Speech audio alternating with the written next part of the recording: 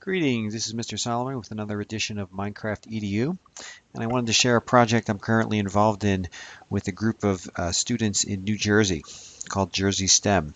So they contacted me through the internet after seeing one of these YouTube videos, and I have served as a consultant for a group of students who are learning about Minecraft. So I'm here in Colorado. These students are in New Jersey, and then we also have a volunteer that is in Texas who is helping to manage the servers. So if I get into the game here and go to multiplayer, you can see that they have their worlds named after planets in the solar system. And so all of these are managed by our Texas volunteer, and then I'm facilitating the lessons for 5 weeks. So I'm going to join the large work area. I'm going to log in as a teacher. They have provided me with a password, so I can go into the management tools. And then what we worked on, if I spawn to the beginning, is that we have 4 students in this class. And so they were given a link to a picture. They had to replicate that of the gingerbread house. So if I right click and go to station 1, this is the finished product. So students, what they did first was right click on the sign. They'll see a link. They'll say yes. It then opens in a browser. And then this was the picture that students had. So we talked about how do you create a replica? What are the things you have to pay attention to? So one of the first things was materials.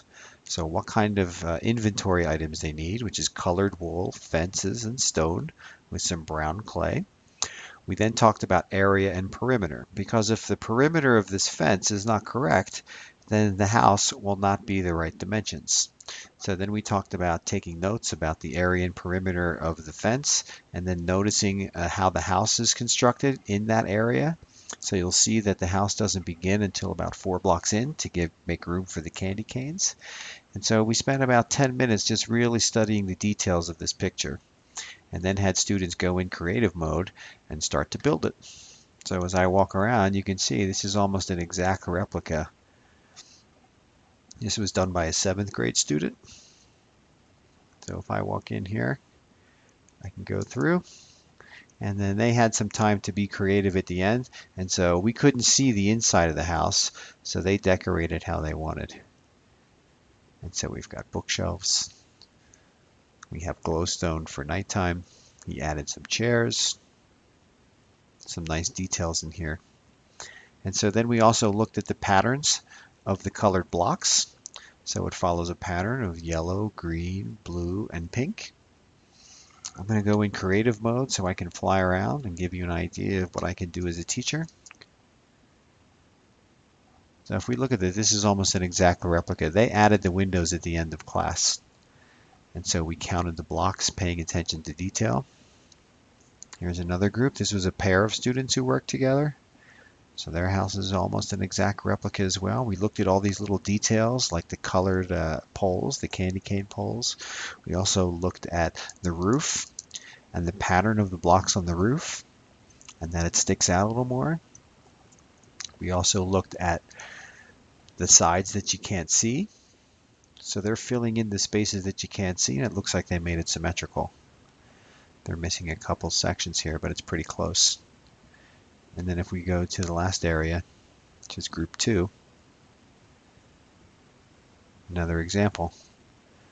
So this took about an hour and a half of straight work. We spent the first half hour talking about the project, looking at the details.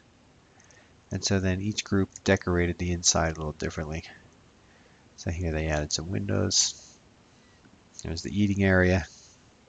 That's cute. Bibliocraft is a great mod to add some things.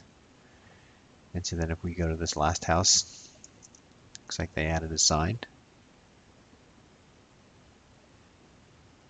They're writing a letter to Santa. That's cute. And so they have beds for sleeping. There's a chair to write your letter to Santa.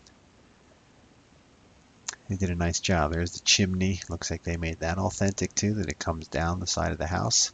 So all these little details There's a lot more to it because basically what this group in New Jersey is trying to do is recreate their entire city in Minecraft.